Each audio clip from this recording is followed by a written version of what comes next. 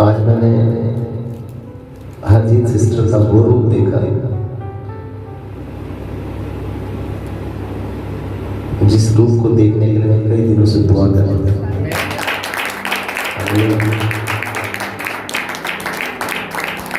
मुझे मेरे चर्च के लोगों में यही उत्साह, यही जोश, यही स्पिरिट है। जब आप यहाँ पर आए और आप बोले तो सिर्फ उसकी महिमा के लिए बोलो हालेलुया। खुदा सबको ब्लेस करे। आप अपनी जगह पर बैठ सकते हैं। और जैसे खुदावंद ने हरजीत सिस्टर को बड़ी ही कसरत के साथ इस्तेमाल किया, खुदा मुझे भी इस्तेमाल करे और मैं जब वचन बोलूं तो ये वचन आपके हृदय की पट्टियों पर लिखा जाए। आप देख रहे हैं प्रभु की मेज हमारे बीच सजी है और कई बार हम परमेश्वर की जो मेज है, the table of the Lord, इसको बहुत ही हल्के में लेते हैं, लाइटली लेते हैं। और हर महीने पहले रविवार को, पहले संडे को प्रभु की मेज में शामिल होते हैं। और प्रभु क्यों चाहता है कि हम इस मेज में शामिल हों, प्रभु की देह में शामिल हों, उसके लहू में शामिल हों? उसके पीछे प्रभु का एक गहरा और बड़ा भेद है। जैसे ही हम रोटी को लेते हैं तो रोटी को लेने का मतलब है कि उस समय मैंने यीशु के प्रेम की याद को अपने हाथ में ले लिया। किसको लिया अपने हाथ में? यीशु के प्रेम की याद, the memory of the love of the Lord. जैसे ही मैंने वो रोटी ली है तो मुझे उसका प्रेम याद आना चाहिए। और जैसे मैं जब दाखरस लेता हूँ, जैसे प्याला लेता हूँ, इसका मतलब है कि मैं यीशु की प्रेजेंस मेरे साथ, उसकी हजूरी मेरे, वो मेरे साथ। रोटी मुझे यीशु के प्रेम की याद दिलाती और दाखरस मुझे यीशु की प्रेजेंस का एहसास दिलाती। इसका मतलब मुझे यीशु के प्रेम को हर समय याद रखना और यीशु की प्रेजेंस को भी हमेशा याद रखना। बोलो हालेलुया, बोलो हालेलुया। इसलिए ये मेज हमारे सामने हर प्रभु भोज वाले दिन सजाई जाती रहती है। आज 5 बातों को सीखेंगे जो इस मेज से जुड़ी है। ये मेज आम मेज नहीं है। ये टेबल कोई आम या कॉमन टेबल नहीं है जिसे लोग समझते हैं। ये कोई रीति रिवाज का टेबल नहीं है। ये कोई आदत का टेबल नहीं कि हमें आदत होगी प्रभु भोज में, नहीं। आज इस प्रभु भोज के इस टेबल की हम गहरी बातों को सुनने, समझने और सीखने के लिए जा रहे हैं। सबसे पहले तो ये जो टेबल है, ये जो मेज है, इसे कहते हैं टेबल ऑफ रिमेम्बरेंस। पहली बात ये क्या है? Table of remembrance. Table of remembrance का मतलब है ये यादगारी का मेज है। किसका मेज है? यादगारी का मेज। हमें यीशु ने कहा मेरी याद में ऐसा किया करो। Do this in remembrance of me. मेरी याद में ऐसा किया। इसका मतलब ये नहीं है कि जब आप प्रभु भोज में शरीक हो, शामिल हो, तो कई बार लोगों को अपने पाप याद आते हैं, अपनी गलतियां याद आती हैं, अपने गुनाह याद आते हैं, अपनी कमियां याद आती हैं। खुदावंद ये नहीं कह रहा कि जब कभी तुम इस प्रभु भोज में आओ तो अपनी कमियों को याद करो, अपने गुनाहों को याद करो, अपनी गलतियों को याद करो, अपनी बुराई को याद करो। आप मुझे याद करो। Do this in mind. मेरी याद में किया। ये यीशु की याद की पहचान। बोलो हालेलुया। क्या याद कर रहे हैं कि उसने मुझसे इतना गहरा भी चुप हो जाए, चाहे शब्दों की तुमसे बर्दाश्त नहीं होती, किसी से भी नहीं होता है, लेकिन यीशु ने इतना दर्द सहा और दर्द में भी उसने ब्लेसिंग दी, दर्द में भी उसने बरकत ही दी। बोलो hallelujah. Do this is my remembrance. तो ये जो टेबल है, पहली बात ये यादगारी की मेज है। This table is the table of remembrance. ये क्या है? यादगारी की मेज। मुझे यीशु को याद करना है, मुझे यीशु को क्या करना है? याद करना, मेरे यीशु को याद करना, मेरे प्रभु को याद करना। होता क्या है, अक्सर जब कोई व्यक्ति अपने परिवार से अलग जाता है या दूर जाता है, मान के चलो किसी व्यक्ति को कोई जॉब मिल गई, कोई बिजनेस कर रहे हो, अपने परिवार को छोड़ के, अपने इलाके को छोड़ के, अपने शहर को छोड़ के कहीं दूर जा रहा है, तो अपने पर्स में अपने बच्चों, अपने पत्नी, अपने परिवार की फोटो रखता है और बार बार उन्हें निकाल कर देखता है कि मैं किसके लिए जा रहा हूं, अपने बच्चों के लिए, अपने परिवार के लिए, उनके फ्यूचर के लिए, उनकी बेटर लाइफ के लिए अपने परिवार को छोड़ के जा रहा हूं। पर्स में अपने बच्चों की, अपनी फैमिली की वो तस्वीर रखता, याद करता। और अगर तो कोई फौजी है, कोई आर्मी का सोल्जर है, तो युद्ध के मैदान में भी उसे कई बार लगता है कि हो सकता है मैं दोबारा अपने परिवार को मिलूं या ना मिलूं। वो अपने पर्स को निकालता और उसमें से अपने बच्चों की, परिवार की तस्वीर को देखता है, याद करता है, और उसे याद आता है कि नहीं, मुझे इनके लिए जीना है, मैं मरूंगा, मुझे ये युद्ध हरा नहीं सकता, ये लड़ाई मुझे हरा नहीं सकती। लड़ाई जितनी मर्जी बहन करो, जब आपका परिवार आपके साथ है, जब आपके लोग आपके साथ है, तो आप जीत जाते हैं। बोलो हालेलुया। और जब हमारी आत्मिक लड़ाई, हम जिस युद्ध में चल रहे हैं, हमारी लड़ाई लहू-मांस के साथ नहीं है, किसी व्यक्ति के साथ हमारी पर्सनल लड़ाई, हमारी लड़ाई है अंधकार की शक्तियों के साथ, जो व्यक्तियों को पकड़ के रखे हुए, जकड़ के रखे हुए, हमारी लड़ाई उनके साथ। और जब एक व्यक्ति उस अंधकार की शक्ति के पूरे चंगुल में पड़कर किसी दास की बात नहीं मानता है, तो दास उसको रोक नहीं सकता। दास उसका छुटकारा करने के लिए पूरी कोशिश करेगा, पूरा यत्न करेगा, लेकिन कोई व्यक्ति चाहे नहीं तो उसका छुटकारा नहीं हो सकता। बोलो हालेलुया।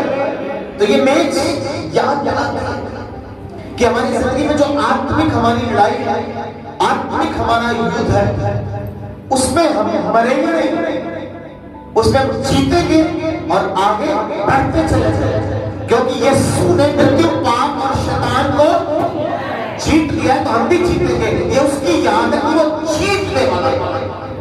बोलो हालेलुया। कितने लोगों को समझ में आ रहा है?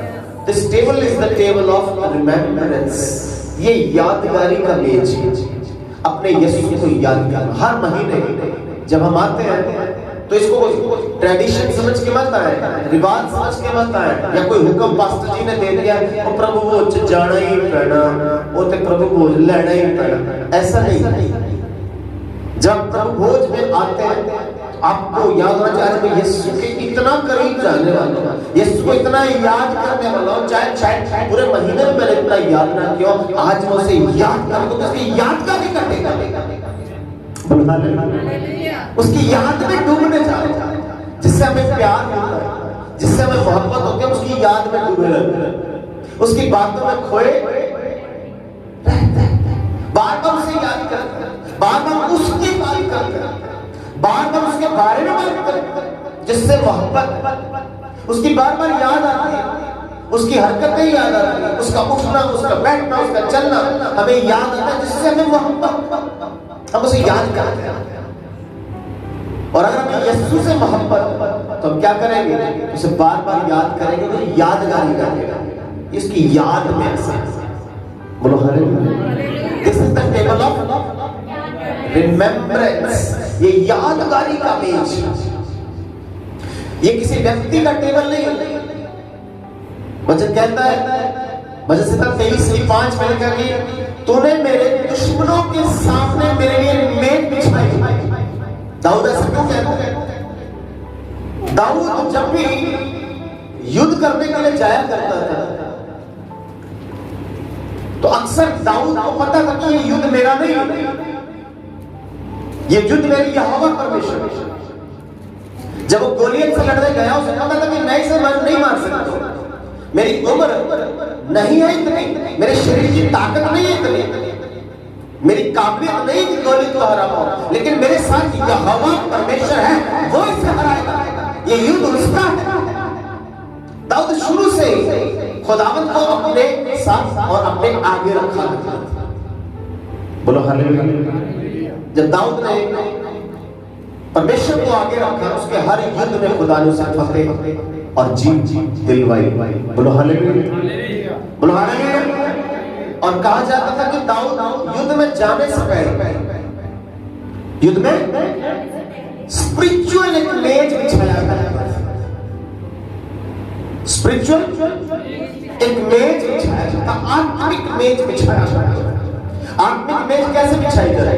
जैसे हमने ये टेबल लगाया, ऐसे दाऊद ने स्पिरिचुअल एक आत्मिक मेज बिछाया करता था और कहता था खुदावंद मुझे युद्ध में कैसी तकनीक इस्तेमाल करनी है, मुझे युद्ध को जीतना कैसे, कहां से अटैक करना है, कहां से उस पर हमला करना है, सारी बातें सिखा, ताकि जब लौट कर आओ तो स्पिरिचुअल नहीं मैं फिजिकल मेज बिछाऊं अपने लोगों के लिए और बड़ा चमक करके तेरे नाम की महिमा करूं।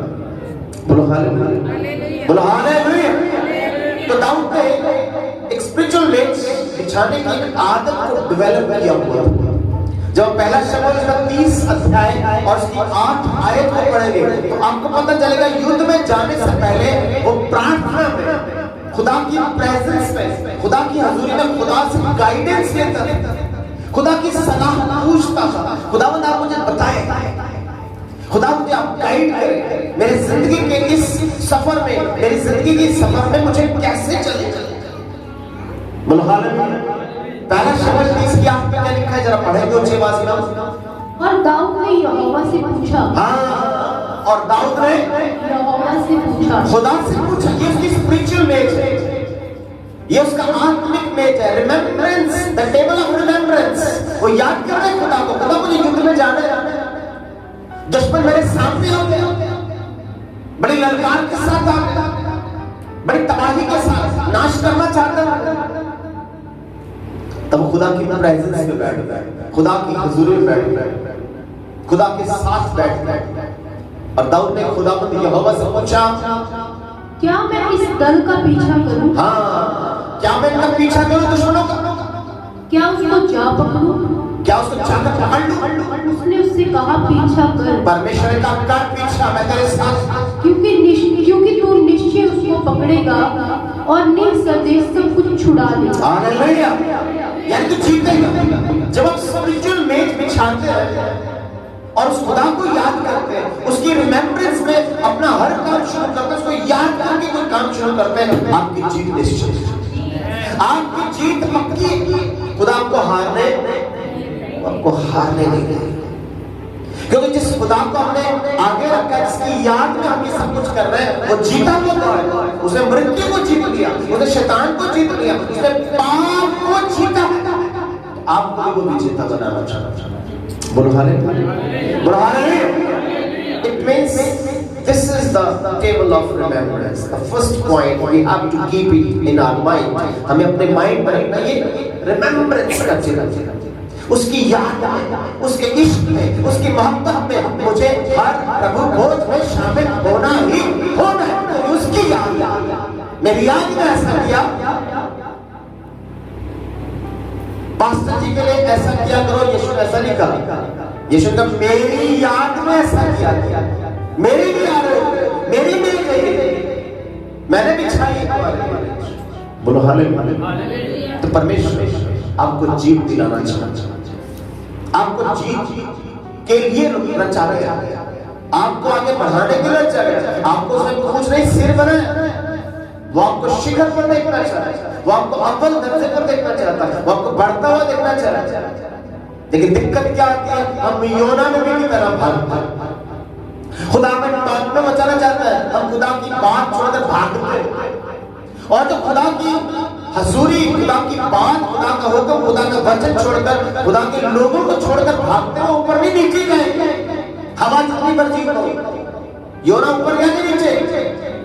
निन्वे से कहा, तर्शीश से कहा चला, उसको निन्वे भेजा, निन्वे पहाड़ी इलाका, खुदा ऊपर पहुंचाना चाहा, वो तर्शीश से पानी जाग के सबसे नीचे ले से, और पानी जाग से उसको नीचे फेंका पानी में, पानी से और नीचे मछली के पेट में, मछली के पेट से अधोलोक चला। लेवल कहां चला जाता है? जब आप भागते हैं, जब आप खुदा की प्रेजेंस छोड़ के भागते हैं, इसको मजाक में मत लो। खुदा का काम छोड़कर भाग रहे हैं, खुदा की गेट को छोड़कर भाग रहे हैं। It's not a matter of enjoyment. आप अपनी तबाही को वेलकम कर रहे हैं। फिर आपको योना की तरह क्या करना पड़ेगा? पश्चाताप करना पड़ेगा। इसलिए this is the table of योना ने कहा, ये टेबल, आत्मिक टेबल कहां लगाया योना? मछली के लगाना कहां चाहिए था? मछली ने चढ़ता है, ओ खुदा तेरा काम बोल गया, मैंने तेरी देर सीखा, मैं तो तेरे चर्च का अहम हिस्सा सीखा, पर मैं तो चर्च का कोई चार काम सवारे, मैंने चर्च का कोई काम ढंग से किया ही, मैंने कलीसिया को एक समझा ही, मैं गेम में पार्टिसिपेट हुआ ही नहीं, मैंने चर्च का बेड़ा गर्क कर दिया। बोलो हालेलुया, बोलो हालेलुया। योना ने आत्मिक टेबल कहां लगाया? मछली के कहां लगाना चाहिए? उसे आत्मिक टेबल जाके निन्वे में लगाना चाहिए, रास्ते में लगाना चाहिए। खुदावंद मैं निन्वे जा रहा हूं, तेरा वचन फैलाने, तेरा सुसमाचार फैलाने, लोगों की आत्मा बचाने, परमेश्वर मुझे इस्तेमाल कर। पर कुछ लोगों को मछली की तरह चांदे निकलवा कर आने की, मछली तो चांदे का अंधी फेंकनी चाहिए। बोलो हालेलुया। परमेश्वर हमें याद कराना कि टेबल है, ये टेबल कौन सा है? द टेबल ऑफ रिमेम्बरेंस, यादगारी के लिए। मेरे यीशु को याद करना। जब आप यीशु को याद करते हैं तो यीशु यहां पर दाऊद इसको याद किया, परमेश्वर को याद किया, यहोवा से पूछा, यहोवा से गाइडेंस ली, उससे टेक्निक पूछी कि दल का पीछा करूं या ना करूं। खुदा कहता कर, और तू मुझे विश्वास है तुझे हरा देगा। यहां पर उसने ये नहीं कहा मैं एक बंदे का पीछा करूं कि ना करूं, उसने कहा मैं दल ग्रुप ज्यादा लोगों का पीछा करूं, अकेला कि नहीं तो बंदा अकेला दल का पीछा कर सकता, इतने बड़े ग्रुप का, इतनी बड़ी सेना का पीछा कर सकता है। परमेश्वर को भी पता है कि दाऊद अकेला जाएगा तो सबको कंट्रोल में कर देगा। बोलो हालेलुया। इसका मतलब आप सबके अंदर वही दाऊद, वही सामर्थ के साथ खुदा काम करना चाहिए। वही दाऊद आप कंट्रोल करेंगे, अपने हालातों को जीत लेंगे, अब पीछे नहीं हटेंगे। This is the table of remembrance. ये कौन सा टेबल है? यादगारी, यीशु की यादगारी। बोलो हालेलुया। और दूसरा ये टेबल है द टेबल ऑफ कॉवेनेंट। ये वाचा का मेज, ये वादे का मेज, ये प्रतिज्ञा का मेज। The table of covenant, covenant कहते हैं वाचा। The table of covenant, the table of covenant का मतलब वाचा का। यीशु ने कहा this cup is the cup of new covenant of the blood। ये लहू में मेरी नई वाचा, ये लहू में मेरी ये वाचा, ये वादे का टेबल, उसने वादा किया। जब इस बाइबल को उठाते हैं, इस पवित्र शास्त्र को उठाते हैं, तो इस पवित्र शास्त्र को कहते हैं कि पुराना नियम, नया नियम, पुरानी वाचा, नई वाचा, ओल्ड कॉवेनेंट, न्यू कॉवेनेंट। पुराना वादा इस्राएलियों के लिए, नया वादा विश्वासियों के लिए। बोलो हालेलुया। अगर उसने वादा किया है, उसका वादा कभी भी टल नहीं सकता। स्वर्ग और पृथ्वी टल सकते हैं, उसका वादा कभी टलेगा। ये है कॉवेनेंट, ये कॉवेनेंट का मेज, जिसे टेबल ऑफ कॉवेनेंट, जो उसने वादा कर दिया पूरा करेगा। इंसान का वादा नहीं, मेरे यीशु का वादा, जिसको मैं याद कर रहा हूं उसका वादा। जैसे दाऊद ने उसे याद किया तो खुदावंद ने कहा तू पीछा कर, मुझे विश्वास है तू जीत के आएगा। वादा है मेरा, मेरी वाचा तू जीत के आएगा। खुदा आपको जिताना चाहता है। आप हारे नहीं, अपने परिवार से, अपने रिश्तों से, अपने हालातों से, अपनी गरीबी से, अपने कर्जे से, अपनी बीमारियों से, लोगों से आप हार नहीं सकते। आप विजेता हैं। अरे आपको विजेता होना है, अगर आप खुदा के साथ हैं, अगर आप खड़े, अगर उसकी मेज की वैल्यू को आप समझ रहे हैं, this is the table of conflict, ये वाचा का मेज है। किसका मेज है? वाचा का मेज। और ये ऐसी वाचा जिसको कोई तोड़ नहीं सकता, किसकी जरूरत नहीं इस वाचा को तोड़ दे। उसने वादा किया। पुराने समय में जब दो कबीले आपस में लड़ते थे और एक दूसरे का लड़ाई में नुकसान बहुत हुआ, जब भी कोई लड़ाई होती है, लड़ाई से कभी भी किसी का फायदा नहीं होता। घर में पति पत्नी की लड़ाई हो जाए तो उससे बहुत बड़ा फायदा नहीं होता। परिवार के सदस्यों की आपस में लड़ाई झगड़ा हो जाए, माता पिता की बच्चों से लड़ाई, बच्चों की माता पिता से लड़ाई, तो उससे फायदा नहीं होने वाला, नुकसान ही होगा। आपकी लड़ाई आपके पड़ोसियों से होगी तो उससे नुकसान नहीं होगा, फायदा। आपके अपने रिश्तेदारों से, किसी भी व्यक्ति से लड़ाई हो जाए, लड़ाई हमेशा नुकसान लाती है, कभी फायदा नहीं होगा। पर फिर भी इंसान लड़ता है। दाऊद लड़ाई करने वाला योद्धा था। बोलो हालेलुया, बोलो हालेलुया। तो जब दो कबीले आपस में लड़ते थे तो नुकसान होता, जान माल का, धन का, संपत्ति का, बच्चों का, किसी की पत्नी मर गई, किसी की बहन, किसी का भाई मर गया, किसी का पति मर गया, किसी का पिता युद्ध में मर गया, तो नुकसान दोनों ही ग्रुप का, दोनों ही कबीलों का। फिर कुछ समझदार लोगों ने सलाह दिया करते थे कि इस लड़ाई को शांत किया जाए, लेकिन यकीन कैसे हो कि हम तो शांति करेंगे, हम तो मित्रता करेंगे, हम तो दोस्ती करेंगे और ये अटैक भी करेंगे। हो सकता है हम दोस्ती का अपना ही हम अटैक करें। भजन संहिता में लिखा है, भजन संहिता जब हम पढ़ते हैं तो लिखा है कि मैं तो मित्रता चाहता हूं, मैं तो दोस्ती चाहता हूं, लेकिन मेरे आगे बढ़ते हैं वो मुझसे लड़ पड़ते हैं। तो कैसे पक्का किया जाए कि ये लड़ाई दोबारा नहीं होगी, हमला नहीं करेंगे? तब एक वाचा बांधी जाती है, उसे लहू की वाचा कहा जाता है। दो ग्रुप, दो कबीले बीच में पशुओं को काटते थे और लहू बहाया, और दोनों कबीलों के जो सरदार थे उस लहू में से होकर गुजरते। उस लहू में से होकर गुजरना इस बात की वाचा, इस बात की प्रतिज्ञा, इस बात का वादा था कि आज के बाद न मेरे कबीले से न तेरे कबीले से कोई मुझ पर हमला नहीं करेगा। और जब वो गुजर जाया करते, वो दोनों, उस कबीले के राजा गुजर जाया करते थे, फिर दोनों कबीले मिलकर खाना खाया करते थे, भोज किया करते थे, जश्न मनाया करते थे। और जश्न मनाकर वो एक दूसरे को अपना प्रेम बताते थे कि हम अटैक नहीं, हमला नहीं, तुम्हारा नाश नहीं करेंगे, हम एक ही। बोलो हालेलुया, बोलो हालेलुया। अब सवाल उठता है, इसका मतलब वाचा में क्या है? दोनों ग्रुप का फायदा, दोनों कबीलों का फायदा, दोनों राजाओं का फायदा, नुकसान किसी का नहीं। लेकिन बीच में वाचा बनी रहेगी, वाचा टूटने। जब हम प्रभु भोज में आए, बार बार प्रभु भोज तोड़ेंगे, एक हफ्ते लिया, फिर भी हो गया, अगले महीने ला लेंगे, अगले महीने लिया, तीसरे महीने ला लेंगे, चौथे महीने ला लेंगे। आप इस कॉन्फ्रेंस को तोड़ रहे, आप इस वाचा को तोड़ रहे। जब वाचा टूटी है तो नुकसान आपका होगा। कितने लोग समझ रहे? आज लोग प्रभु भोज लेने के लिए चर्च नहीं आते, लड़ने के लिए प्रभु आ जाएंगे चर्च, गुंडागर्दी करने के लिए चर्च पहुंच जाएंगे, प्रभु भोज लेने के लिए टाइम नहीं उनके पास।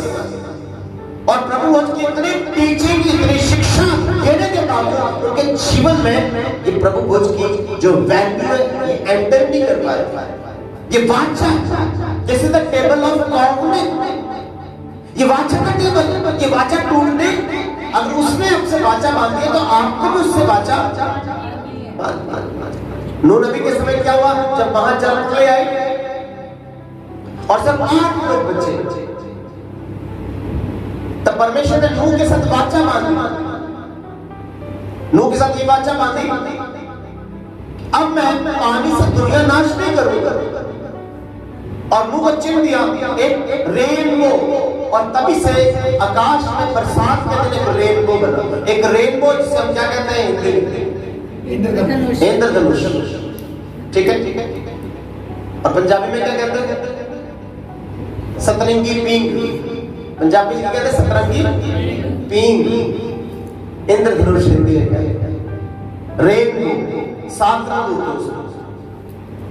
और परमेश्वर ने रेनबो दिखाकर एक वाचा बांध दी, जब भी रेनबो तुझे दिखाई दे, जब भी बरसात के बाद सूरज निकले और रेनबो दिखाई दे, समझना कि मैं तुझे पानी से नाश। जब भी बरसात रुकती है, पानी रुकता है तो रेनबो जरूर आता है। रेनबो क्यों आता है? ये आकाश में ये तीर कमान की तरह क्यों दिखाई देता है? क्योंकि परमेश्वर बताता है आज भी तुझे पानी से नाश नहीं करूंगा, मेरा वादा है। याद, इस द टेबल ऑफ रिमेम्बरेंस, ये रिमेम्बर करने के बाद, ये याद करने के बाद, बोलो हालेलुया। तो इस वाचा को आपको उसने नहीं तोड़ा, वो नहीं भूलना। पहली बात तो भूलना नहीं, दूसरा तोड़ना नहीं। ये रिमेम्बरेंस का टेबल से भूलना, इस तोड़ना भी नहीं। हम प्रभु भोज ले, हम बपतिस्मा ले लेते। मैंने ऐसे लोगों को बपतिस्मा दिया जिन्होंने बपतिस्मा लेने के बाद जिंदगी में एक बार भी प्रभु भोज नहीं ली। इतने महान लोग अमृतसर में हैं जिनको मैं कहता हूँ कि तगमे देने चाहिए बहुत बड़े। प्रभु भोज लेने के बाद बपतिस्मा लिया, उसका प्रभु भोज लेने नहीं आया, चर्च नहीं आए, हमारे क्या किसी चर्च नहीं गए। इतने बड़े बड़े संत लोग बैठे। Old testament means old covenant, new testament means new covenant. पुरानी वाचा इजराइलियों के साथ साथ, नई वाचा विश्वासियों के साथ साथ। जो यीशु पर विश्वास करता है वो नए नियम में ही विश्वास कर सकता है। बोलो हालेलुया।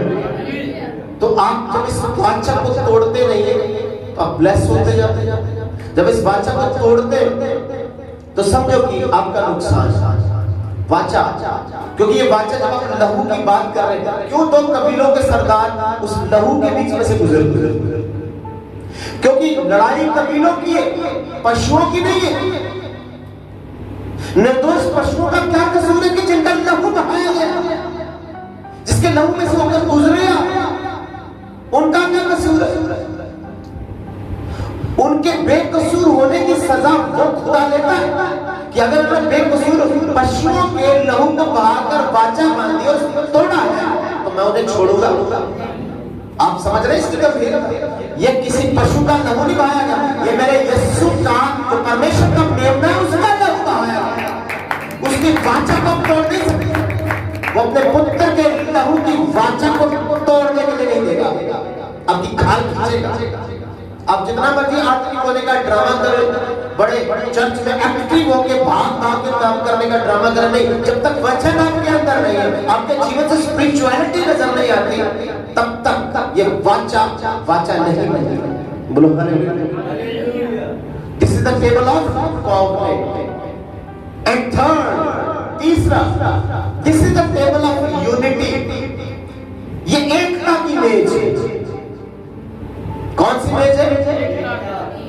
वननेस इन क्राइस्ट, मसीह में एक हो जाने का मेज। ये मेज हमें दिलाती है याद इस बात की कि हमें मसीह में एक होना है। जब हम एक रोटी लेते हैं, कितनी रोटी लेते हैं? कितनी रोटियां लेते हैं? एक रोटी लेते हैं। हमारा प्रभु कितना है? एक ही परमेश्वर, एक ही प्रभु, एक ही बपतिस्मा, एक ही देह और एक ही रोटी। एक ही रोटी। जब एक रोटी में से उसका टुकड़ा लेकर हमने किसी व्यक्ति को, किसी विश्वासी को दिया, वो उसकी एकता का सहभागी हो गया, उसकी यूनिटी का पार्टिसिपेंट हो गया कि मैं इस एकता में शामिल हूं, मैं यीशु की देह में शामिल हूं। बोलो हालेलुया। आज ऊपर से तो लोग कहते हैं प्रभु भोज लेते हैं जी, प्रभु भोज ले रहे हैं, और चर्च छोड़ते एक सेकंड नहीं लगाते, एक सेकंड नहीं लगाते। फिर कहते हैं कोई गिफ्टमेंट नहीं करते, आप कोई गिफ्टमेंट साड़ी चलती, बिना गिफ्टमेंट तो चर्च छड़ के हो गए। गिफ्टमेंट होती है तभी तो चर्च चली। क्यों? क्योंकि यहाँ पर unity, this is the table of एकता का टेबल। ईश्वर ने प्रार्थना की, हे पिता जैसे मैं और तू एक है, ये भी हमारे समान एक हो जाए।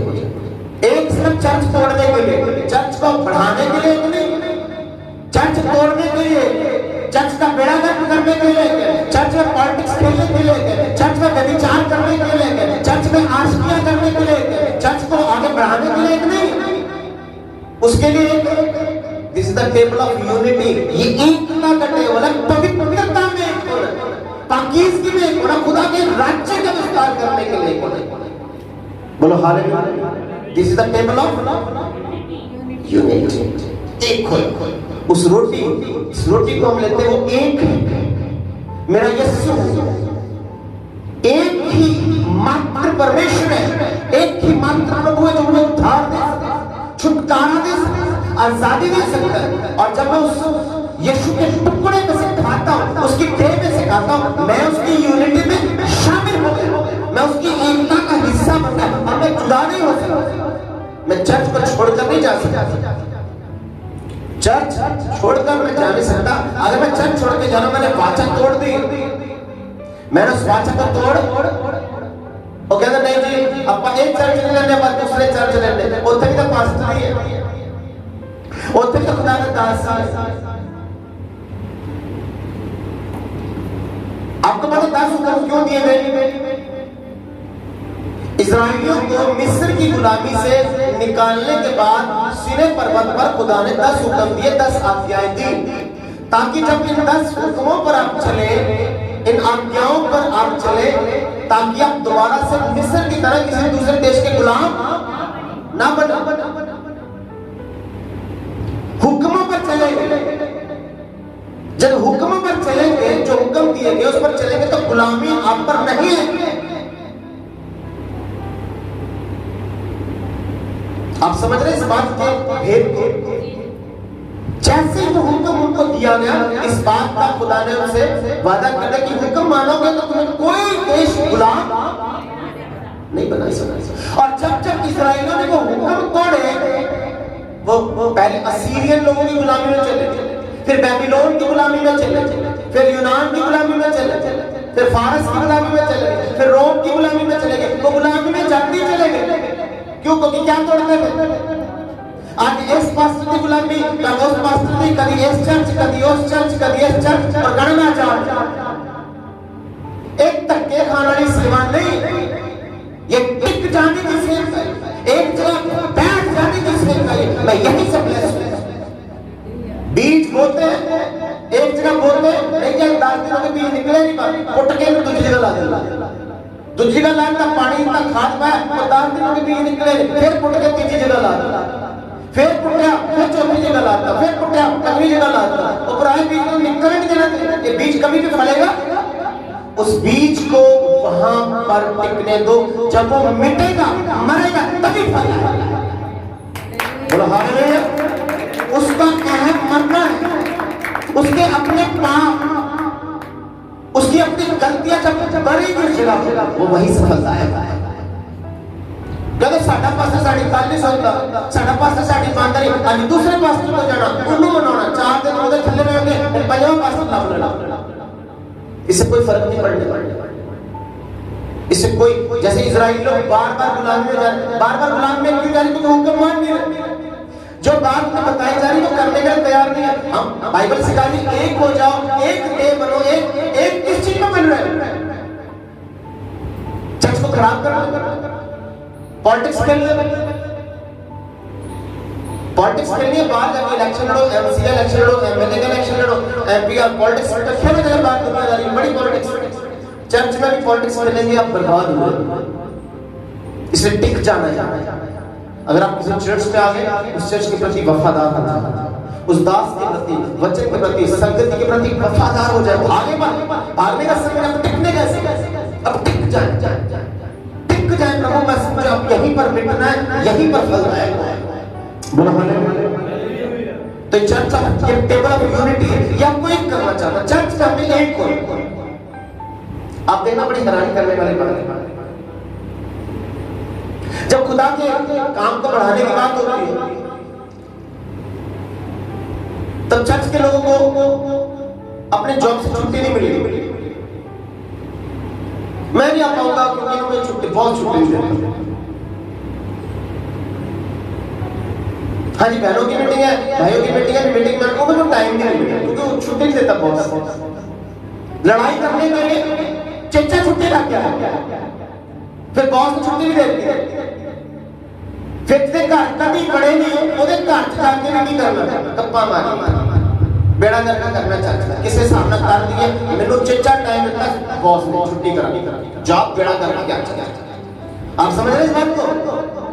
खुदा के काम को करने के लिए एनर्जी बिल्कुल डेड है, और दुष्ट जब आपका उसमें एनर्जी बड़ी बूस्ट होती है।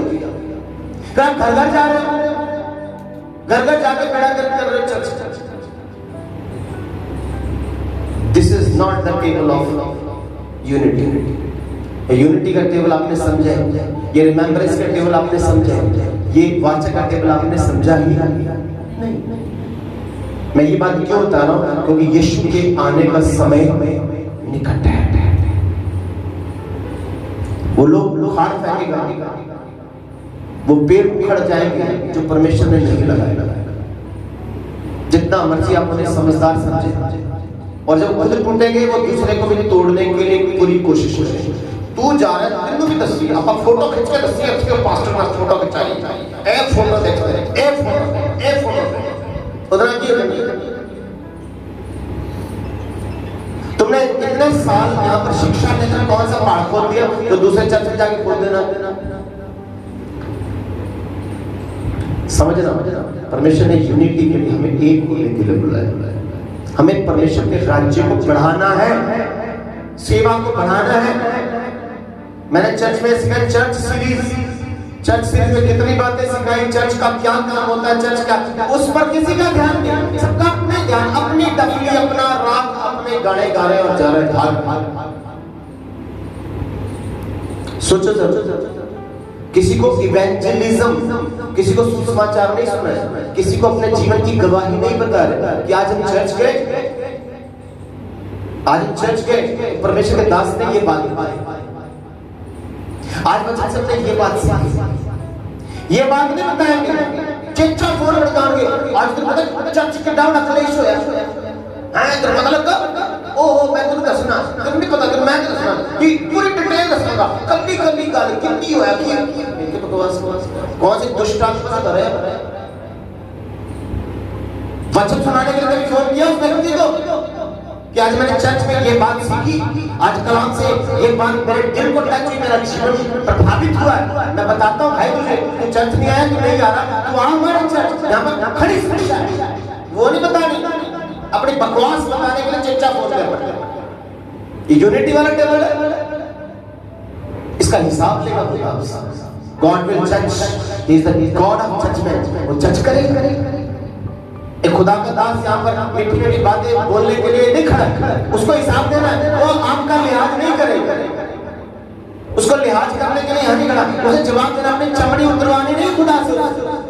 इसलिए वो बोलेगा कि तुम्हें कैसे चलना है, उसे सिखाना होगा जो खुदा का वचन क्या है। This is the table of unity. किसका?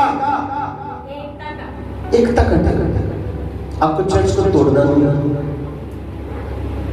चर्च को तोड़ने वालों के साथ मत शामिल ना होना। वैसे शैतान एक में क्या लिखा है, क्या ही होते हो पुरुष जो दुष्टों की युक्ति पर के चलता है। चर्च आके फोन पे गल्ला मारेंगे तो इतना दुष्टों की युक्ति पर चलने वाली बात, ठट्ठा करने वाली मंडली में नहीं बैठे। क्यों नहीं बैठते? क्योंकि वो धर्मी, क्योंकि वो धन्य है, वो दुष्ट नहीं है। हम वचन को अपने अंदर रिसीव करेंगे तो ये वाचा आपके लिए मजबूत हो जाएगी। ये यूनिटी आपको कहीं लेकर चले जाएगी, ये यूनिटी आपको बढ़ाएगी। बोलो हालेलुया। एक चर्च का प्रीचर, एक चर्च का पास्टर, एक चर्च का सेवक आपको बढ़ाना चाहता है, उसकी ड्यूटी है आपको ब्लेस करने की। वो आपके परिवार के लिए, आपके बिजनेस के लिए, आपकी नौकरी के लिए, आपकी सेहत के लिए, आपके फ्यूचर के लिए वो लगातार दुआ करता है, वो प्रे करता है। वो सब बातें भूल जाते हैं कि साडे परिवार की दुआ भी करती है, साडा भला भी करता, बस पास चलदियां गलतियां ओही लगती है, बाकी कोई चीज पास चलनी है नहीं। बोलो हालेलुया। ये कब हो रहा है? क्योंकि आपने वचन अंदर आने नहीं पवित्र आत्मा को काम करने ही पवित्र आत्मा से पूछो कि मैं सही कर रहा हूं। पवित्र आत्मा परमेश्वर मुझे गाइड करे। दाऊद किसके पास गया? हाँ, कि दाऊद गया किसी दोस्त के पास पूछने, किसी बंदे का पूछना तो सोया मैं नहीं करा आपा कितना कर चर्च का ये फट्टे चक्री किसके पास गए? पवित्र आत्मा से पूछने, खुदा से पूछने, घुटने टेके रोजा रखा। वो नहीं करेंगे, वो चीजें तो है ही नहीं, क्योंकि जब दुष्टात्मा अंदर बैठ गए फिर आपको नाश आपको यूनिटी की बात नहीं, आपको डिविनिटी की बात नहीं, आपको डिवीजन की बात याद है। डिवाइड 4 डी बताए थे। कौन सा पहला डी क्या था? पहला डी डिस्ट्रैक्ट। जब वचन से आप हट जाओगे, वचन से डिस्ट्रैक्ट हो गए, डी वन डिस्ट्रैक्ट, आपका ध्यान भटक गया वचन से, तो आप डिवीजन की तरफ जाओगे, आप डिवाइड करोगे, चर्च तोड़ोगे, चर्च क्या? डिस्ट्रैक्शन लीड्स टू डिवीजन और डिवीजन लीड्स टू डिक्रीज और डिक्रीज लीड्स टू डिस्ट्रैक्शन। क्या समझा? पहला डी था जब आपका ध्यान वचन से हट जाएगा, डिस्ट्रैक्ट हो गया तो आपका अगला कदम क्या होने वाला? डिवीजन। आप चर्च को क्या करोगे? डिवाइड करोगे, तोड़ोगे, क्योंकि ध्यान किससे हट गया? सोचो किससे ध्यान हटा? जब वचन से ध्यान हट गया तो आप क्या करोगे? चर्च को ऊंची आवाज में डिवाइड करोगे, तोड़ दोगे, इससे मार दो, क्योंकि ध्यान में चाहिए। और अगर उसको डिवाइड कर दिया तो फिर क्या होगा? डिक्रीज। आप बढ़ेंगे नहीं, नीचे जाएंगे, योना की तरह कहां जाएंगे? और एक दिन नाश। आप समझ रहे जो बातें आपने वालों में हल्की बातें हम याद नहीं करते। पास्टर राजेश ने सबको चंगी गाल भी सिखाई। पास्टर राजेश ने भी दुनिया गल्ला सिखाई और चेते नहीं अभी बस वो खलो के जो बोलदा ते बस फिर अगे पीछे सारी गल्ला वो चेते ते वचन च इंडिया दुनिया गल्ला जो ਤੁਹਾਡੀ आत्मिक मुक्ति दी है वो तो चेते नहीं। बुला ले तो this is the table of unity. परमेश्वर आपको एकता के सूत्र में बांधना चाहता है। अगर आप एकता के सूत्र में बंधना नहीं चाहते तो आपका रिमेंबर करना व्यर्थ है, आपका वाचा में शामिल होना व्यर्थ है, क्योंकि आप यूनिटी में आने नहीं चाहते। यीशु ने क्या कहा? पिता जैसे मैं एक है, पवित्र आत्मा, पिता पुत्र पवित्र आत्मा तीनों एक है, ऐसे ये भी हमारे समाज कलीसिया एक हो जाए। कैसे? किस काम के लिए? केड़े काम के लिए? You have to maker of church, not the breaker of church. Church को बनाने वाला बना, चर्च को तोड़ने वाला नहीं बना। यहूदा की स्पिरिट काम करता। सोचो जरा, कभी हुआ कि घुटने टेक के प्रार्थना की और किसी व्यक्ति ने फोटो खींची और कहा कि अजीत भाई भी तो हम घुटने टेक के रोजा रख के प्रार्थना कर रहे हैं, यार क्यों आप भी हमारे में शामिल हो? आप भी हमारे साथ शामिल हो। ये देखो हम एक दूसरे को वचन शेयर कर रहे हैं, हम सुसमाचार बांट रहे हैं और जगह जगह में जा रहे हैं जहाँ पर सुसमाचार नहीं पहुंचा। ये देखो हम ट्रैक्स बांट रहे हैं, ये देखो हम दुआ कर रहे हैं। अजीत भाई आप भी हमारे साथ शामिल हो? नीति वचन में पता करें, सुलेमान के नीति वचन में लिखा है कि पाप करने के लिए, बुराई करने के लिए भोलों को मत फंसाओ, कहीं वो भोला तुम्हारी बात में आकर पाप में ना गिरे, इसका डबल गुनाह तुम्हारे पर आएगा। कितने लोग समझ रहे हैं? आई झंडा तुम चढ़ ऐसा समझ बोलो हालेलुया। तो इस यूनिटी की वैल्यू को मुझे और आपको समझने की जरूरत है। ठीक है। और ये परमेश्वर का काम है, हमें परमेश्वर को आगे रख के रखना। ये unity, this is the table of, पहला क्या था? टेबल ऑफ रिमेम्बरेंस, दूसरा टेबल ऑफ कॉवेनेंट, तीसरा टेबल ऑफ यूनिटी। अब चौथा जो है ये टेबल है द टेबल ऑफ हीलिंग। ये चंगाई का टेबल, ये शिफा का table, the table of healing. अगर इस टेबल की, इस मेज की आपने अहमियत को नहीं समझा, अगर आपने इस टेबल की वैल्यू को नहीं समझा, तो बाइबल में लिखा है, पहला कोरिन्थियों 11वें अध्याय में लिखा है कि कुछ लोग कमजोर हैं, कुछ लोग बीमार हैं, और कुछ लोग समय से पहले मर भी गए।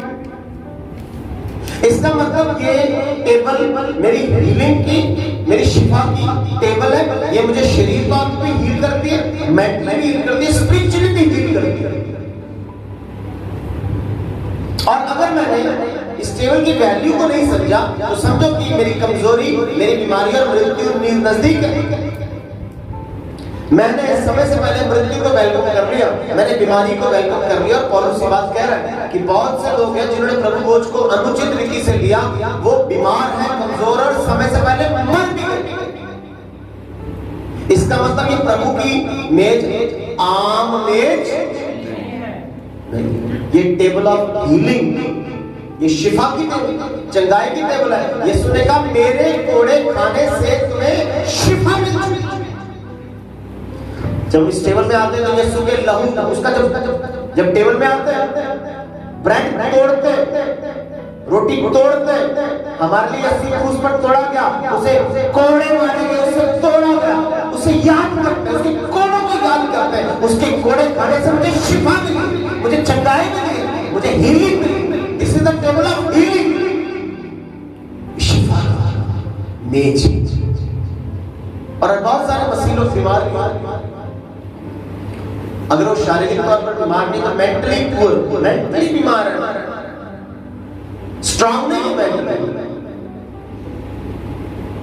वो उस लहर के समान जो हवाई इधर चले गए, हवाई इधर चले गए, उनका अपना कोई स्टैंड नहीं, अपना कोई डिसीजन नहीं, अपनी कोई स्थिरता नहीं।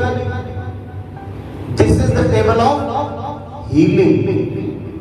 परमेश्वर आपको शिफा देना चाहता है, परमेश्वर आपको चंगाई देना चाहता है। वो क्यों चाहता है कि आप इस टेबल में शामिल हो? हर महीने इस टेबल में शामिल होने के लिए खुदा क्यों प्रेरित करता है? क्यों अपने दासों को कहता है कि इन्हें इस टेबल की वैल्यू समझाए, अपनी कलीसिया को समझाए, अपने लोगों को समझाए, ताकि वो बीमार ना हो, वो शिफा पाए, वो शाफी खुदा के करीब आए, वो हीलर गॉड के पास आए, उन्हें हीलिंग मिले। क्यों? क्योंकि यीशु कभी बीमार नहीं हुए, यीशु के लहू में कभी बीमारी थी ही नहीं। जब उसके देह को खाते हैं, उसके लहू को पीते हैं, तो वो चीजें हमारे अंदर में एंटर करती है, यीशु के अंदर, और हम हील होते हैं। बोलो hallelujah. This is the table of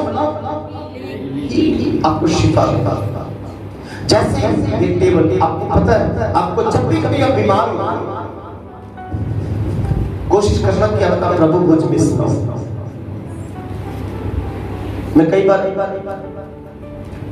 सोचता हूं कि मैं अपने चर्च में बहुत गहरी शिक्षा देता हूं,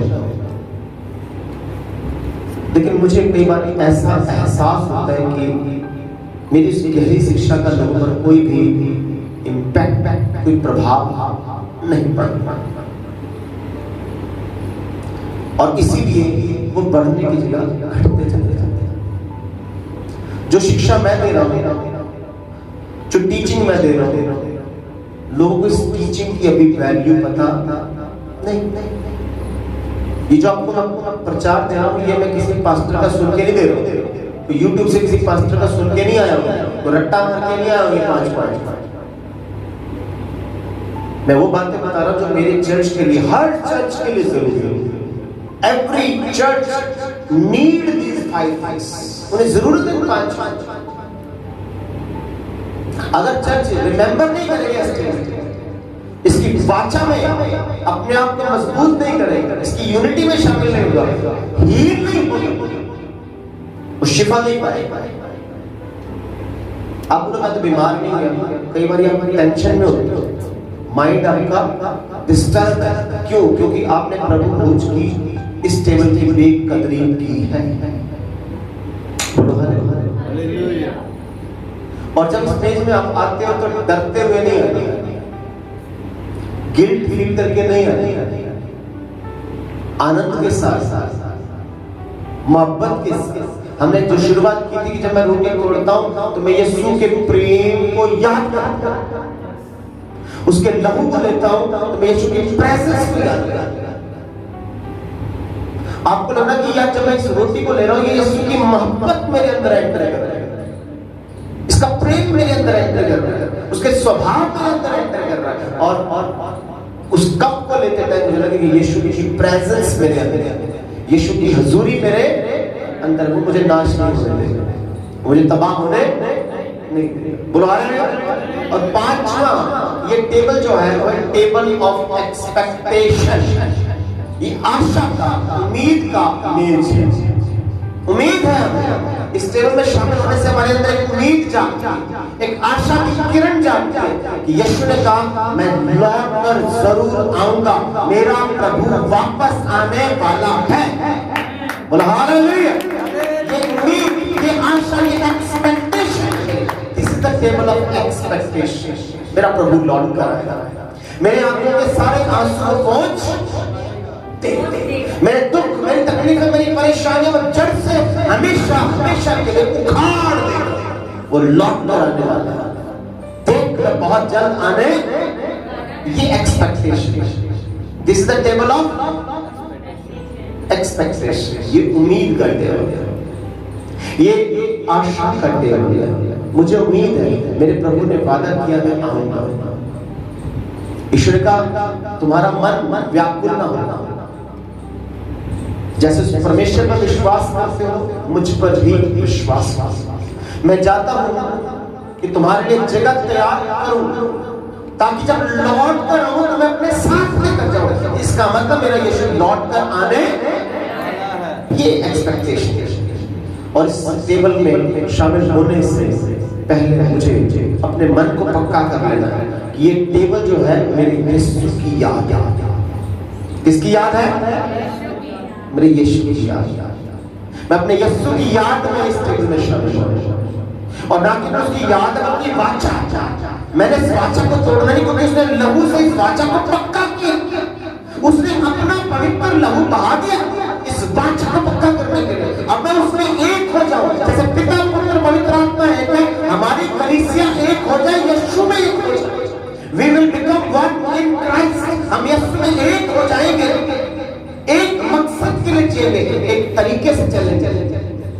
और जब हम एक होकर चलेंगे तो हमारे जीवन में हीलिंग, चंगाई, शिफा, चाहे वो शारीरिक है, मानसिक है, आत्मिक है, खुदा आपको हील करेगा। खुदा आपको क्या करेगा? और पांच, this is the table of expectation. आपको उम्मीद है मेरा यीशु आने वाला है। ये टेबल आपको याद कराता है कि निराश होने की, उदास होने की, परेशान होने की जरूरत नहीं। देखो मैं जगत के अंत तक तुम्हारे साथ हूं, और कुछ पलों के लिए मैं तुमसे जुदा हुआ हूं, लेकिन बहुत जल्द मैं लौट कर वापस आने वाला हूं। मेरी याद में ऐसा किया करो, मेरी याद में ऐसा किया बोलो hallelujah. This is the table of remembrance, this is the table of, this is the table of convent, this is the table of unity, this is the table of healing, this is the table of expectation.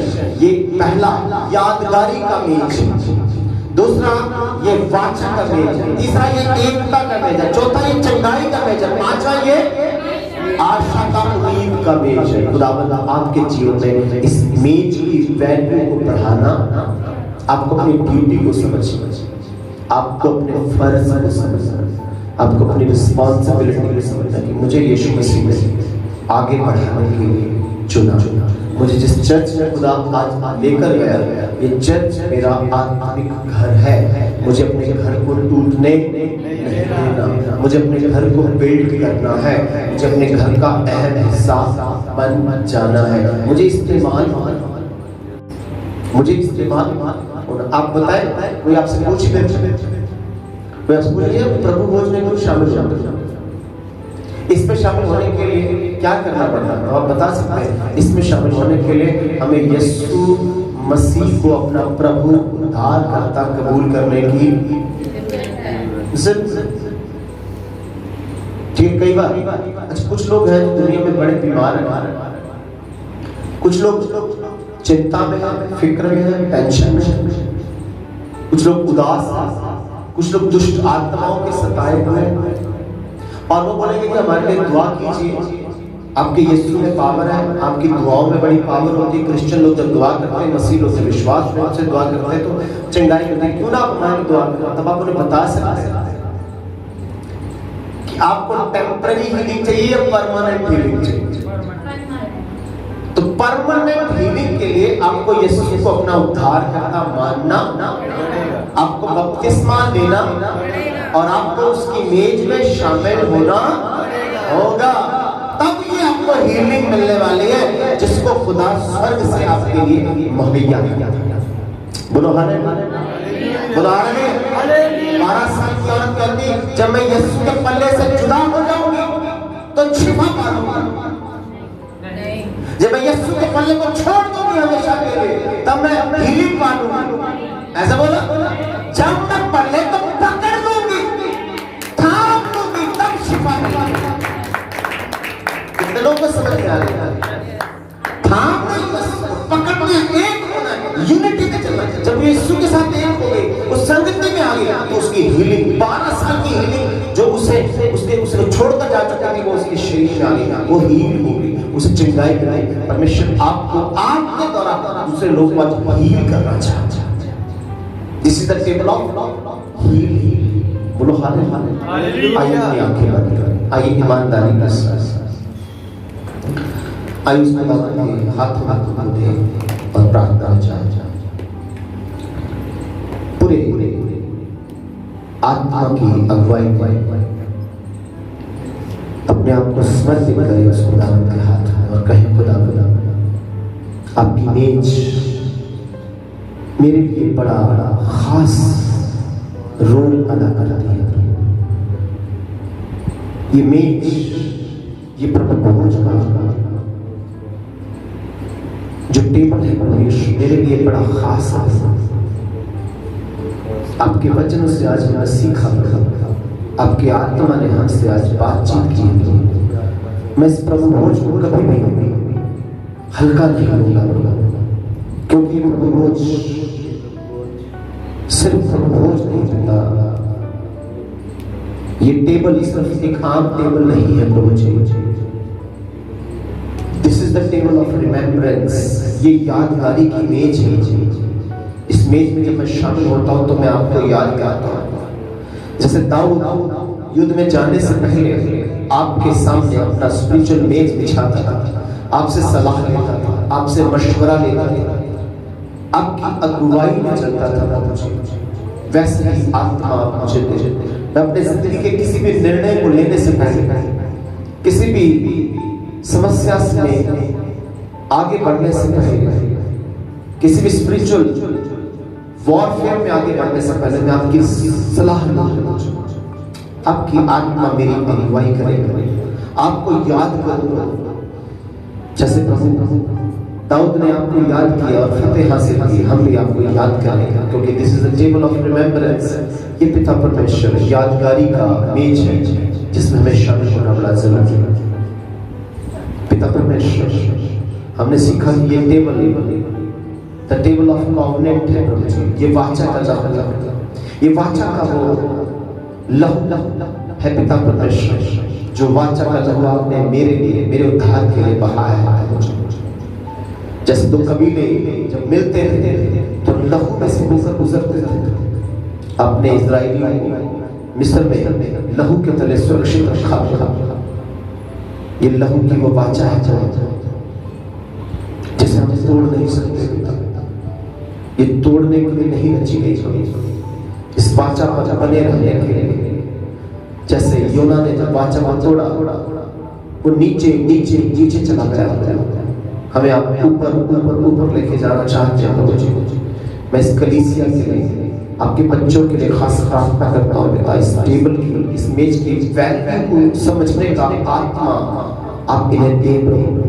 अपनी spiritual wisdom, spiritual understanding, divine understanding इन्हें दे प्रभु। पिता परमेश्वर पर रहे। हमने सीखा कि ये टेबल ऑफ यूनिटी है पिता, एकता के सूत्र में बंध जाने का इमेज है। हम एक होकर आपके राज्य को बढ़ाएं, आपकी सेवा के काम को बढ़ाएं, हम सुसमाचार के काम को बढ़ाएं, हम आत्माओं को बचाएं, नए परिवारों को बचाएं, नए लोगों को बचाएं। हमने सीखा ये टेबल ऑफ हीलिंग है, ये शिफा की मेज है, ये चंगाई की मेज है, चंगा करने वाली मेज है। हमें जिस्मानी तौर पर, मानसिक तौर पर, आत्मिक तौर पर ये हमें शिफा देती है प्रभु यीशु मसीह। अगर इस मेज की हम वैल्यू को नहीं समझते तो पिता परमेश्वर पौलुस रसूल के वचन के अनुसार बहुत से लोग कमजोर हैं, बीमार हैं और मर भी गए समय से पहले। हम समय से पहले मृत्यु को प्राप्त ना हो पिता परमेश्वर, बल्कि आपने कहा पिता परमेश्वर जो यहोवा का भय मानते हैं वो दीर्घायु होते हैं, उनकी उम्र लंबी होती है। आप अपने बच्चों को लंबी उम्र देना चाहते हैं। हमने सीखा पिता परमेश्वर ये टेबल ऑफ एक्सपेक्टेशन है, ये उम्मीद का, आशा का टेबल है। हमें आशा उम्मीद है कि एक दिन मेरा प्रभु लौट कर आएगा और हमें अपने साथ लेकर जाएगा। इस संसार से, संसारिक पाप से, गुनाह से हमेशा हमेशा की आजादी हमें देगा। हमें महिमा का वस्त्र पहनाकर अपने साथ अपने स्वर्गीय स्थानों में लेकर जाएगा। पिता परमेश्वर दिल से धन्यवाद देते हैं आपकी प्रेजेंस के लिए, आपके अद्भुत वचनों के लिए प्रभु। हमारे जीवन में जहाँ कहीं कमियां, खामियां, त्रुटियां प्रभु उन्हें दूर करे प्रभु। मैं इसी समय प्रभु जी आपका दास होने के नाते पिता आपकी इस कलीसिया पर, इस एलिजियम चर्च अमृतसर पर पिता आपकी ब्लेसिंग को फैलाता हूं। आपका पवित्र आत्मा इनकी हमेशा अगुवाई करे, इनके परिवार को, बच्चों को अपने लहू में कवर करे प्रभु जी। और पिता जब हम इस मेज में शामिल हो तो आप हमें तैयार कर चुके हैं, ऐसा है विश्वास करें। हम गुनहगार गिल्ट फील करके नहीं देता, आनंदित होकर के हम प्रभु के प्रेम को अपने हाथ में ले रहे हैं। प्रभु की प्रेजेंस हमारे साथ, जब रोटी को हम रिसीव करते हैं तो हम आपकी उस प्रेम की यादगारी अपने हृदय में बसाएं। और जब हम उस लहू को रिसीव करें तो हम ये विश्वास करें कि आपकी प्रेजेंस, आपकी हजूरी, आपकी उपस्थिति मेरे साथ साथ है।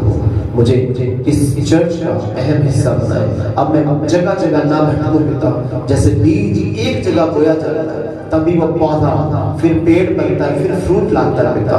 अब मुझे भी आप एक ही जगह स्थिरता का आत्मा दें, स्थिर रहने का आत्मा दें, भटकने का नहीं, मुझे टिक जाने का आत्मा दें ताकि मैं ब्लेस हो सकूं, मेरे द्वारा दूसरे लोग ब्लेस हो सके पिता।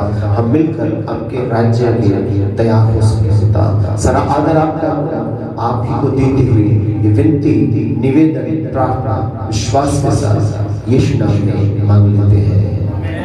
आमीन। हालेलुया।